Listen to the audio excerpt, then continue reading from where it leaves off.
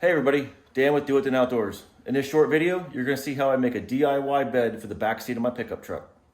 I just started with a piece of, I guess it's OSB. It was like $19 at Home Depot. It's not very strong. If you wanted to spend the money, I would recommend just going straight with 3/4 inch plywood. But here in Connecticut, you're looking at almost $65, $70 for a piece of that. This was $19. So like I said, 4x8 OSB, $19. I cut, this is 58 inches long. Again, that is my door to door length. So that's the excess material. Not going to use any more of that. I then ripped this in half. So now I'm 24 inches wide. And I'm going to double it up. And then I have PVC pipe. Don't mind all the dog hair in here. So again, I have almost up to 30 inches to where it hits my center console. I'm going to keep it at 24 so that I can reach down below the bed if I want to store things underneath here. But then I have these, I think they're inch, I don't know, maybe inch and a half. Yeah, this is inch and a half PVC. I got a cap. The cap is going to get mounted underneath the OSB, and then the other cap for the floor. And this will obviously get cut to height. And I will either put, I don't know if I cut these in half, if they'll still be long enough or not, but I'm going to do at least 2 supports, one over here and one there, and then the bed will lay flat. If I would have done the 3/4 inch plywood, since it's stronger, I would have ran a piano hinge down the middle of it. So when I'm not using it, I could fold it in half and it'd be easier to store in the bed.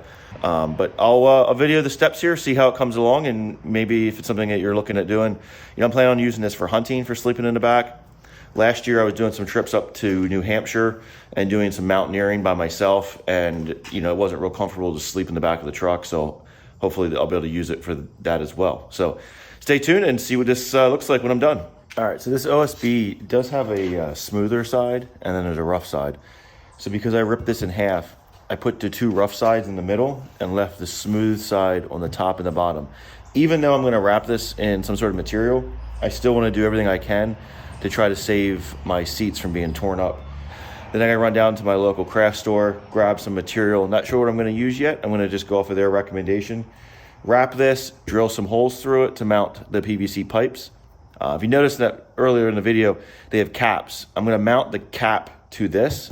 That way the legs can come off. It's easier to store.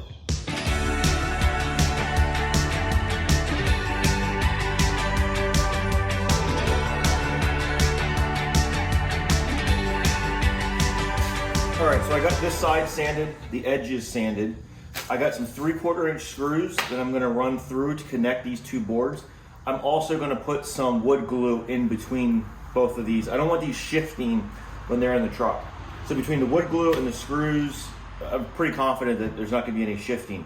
I'm then going to flip this over, sand the other side, and then I need to take this, move this into the truck, and see my pitch angle on the seat.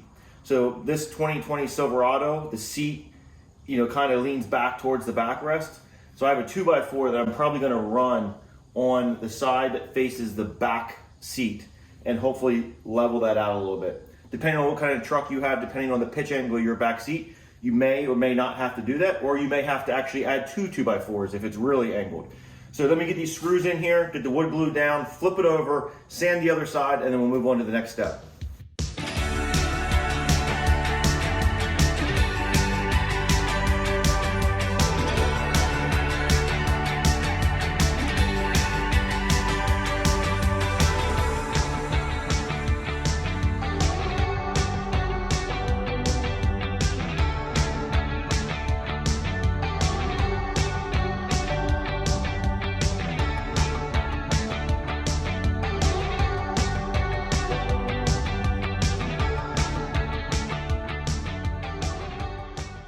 You can see what I was talking about because of the way this seat is angled. The camera is level. You can see how it pitches back towards the back seat. So I'm gonna run a 2x4 under here in hopes of bringing that up just a little bit. I don't care if it's tilted this way, just a tad, so that you naturally fall against the back seat. I wouldn't want it like this, pushing you off the seat completely. But I feel like it'll be a little bit more comfortable if I can just level that out just a hair. All right, don't judge me with my dirty seats. I have 2 kids under 9, and 3 dogs. But I'm a little concerned this doesn't push all the way down. So I'm thinking that I might run a 2x4 from here to here, and the same for over there, and no 2x4 in the middle where the buckles and this middle seat is. So I can always go back and add a board here if I need to. But I think what I'm gonna do is just do like a 18-inch 2x4, 18-inch 2x4.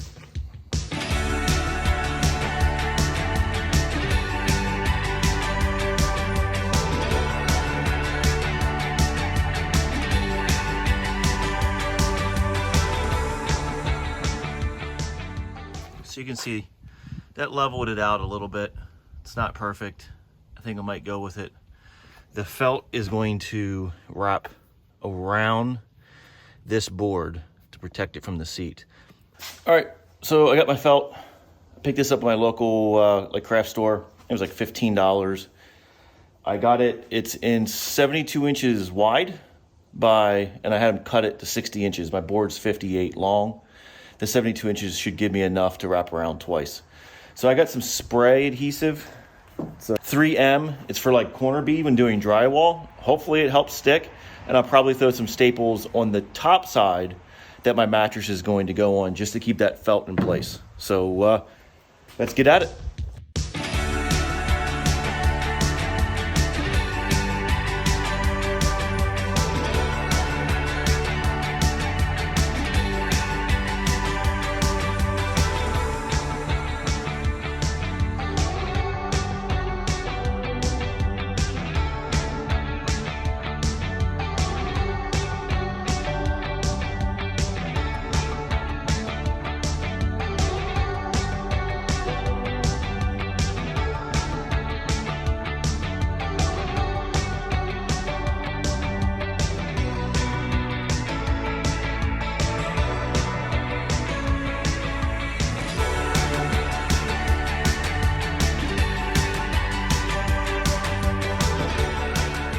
All right, so I got my felt stapled down. Again, I stapled on the top. This is the top that I'll be sleeping on. I don't want the staples underneath. I'm trying to reduce any possible risk of damaging my seats. You know, one thing to note, I probably should have swept my garage floor. I got sawdust now all over this felt, but I'll get that cleaned up. And I'm going to then put my egg crate mattress topper on top of this. Now that'll have to be done later because I just ordered it. It takes 2 days to get here. I'm trying to keep this as budget friendly as possible. That's why I went with the 1/2-inch OSB and not the 3/4-inch plywood. If you wanted to really make this Gucci, if you want to turn this into the Four Seasons instead of the Motel 6, you should probably go with a memory foam. A memory foam on Amazon for a twin was around $130. I got that egg crate mattress topper, a full size, so I can cut it in half. 1.5 inches thick. I'll double it to get 3 inches. Cost me $24, I believe. So this whole project, I'm trying to focus on budget friendly. I may end up doing another one and not necessarily be too concerned about the budget and see if there's a huge difference between comfort. But for right now, my mindset for this project is how can I save as much money as possible and do it for the least bit of cost. So that's leading me towards the egg crate mattress topper. Once that comes here in 2 days, I'll cut it to size, cut it in half, and then I'll just throw probably like a sheet over top when I go to actually use this. So now the next step is going to be cutting my PVC legs.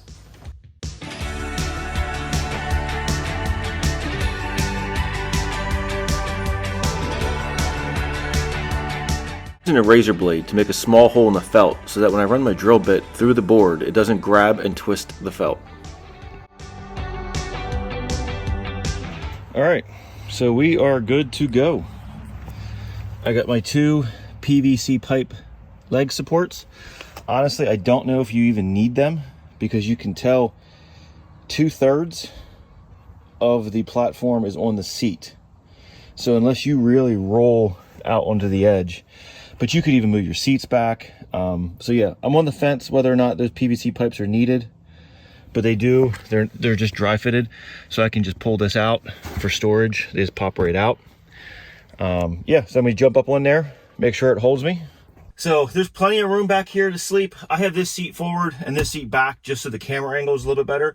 But when this seat is up in the driving position, there's gonna be all kinds of room to put my legs out that direction, because I'm a little bit taller than my truck is wide. I can still access things down below my seat. So I definitely think by, you know, yeah, you could go a little bit wider to give a little bit more room to sleep, but I think this 24 inches is plenty wide for me, and I like the fact that I can still reach down below me and access any gear that I might have down there. All right, so I'm gonna wrap this video up. I'm not gonna wait for my egg crate foam to come in. Really, at the end of the day, whatever you decide to use for your mattress topper is what you're gonna decide. You know, if you wanna spend a little bit extra money, get that memory foam mattress, cut it to size. I'm gonna use the egg crate foam, double it, like I said, 1.5 inch egg crate foam doubled into 3-inch. And I'm gonna drop the price. I gotta tally it up. I'm gonna drop the price of what this entire project costs. I'm gonna drop it down below right now. And that is what it cost me to build this. All I used was a circular saw, a cordless drill, some miscellaneous bolts that I had laying around the house, so I'm not really gonna calculate that. But the you know, the OSB, the felt, the PVC pipe, it's really all that I have involved in this entire project. So hopefully you found it helpful. Please hit that subscribe button. We really appreciate it when our viewers hit the subscribe button. Hit the like button if you found this useful. If you have any questions or comments, drop them down below, or find us on Instagram and Facebook at Do It Then Outdoors. As always, be safe and stay tuned for the next video.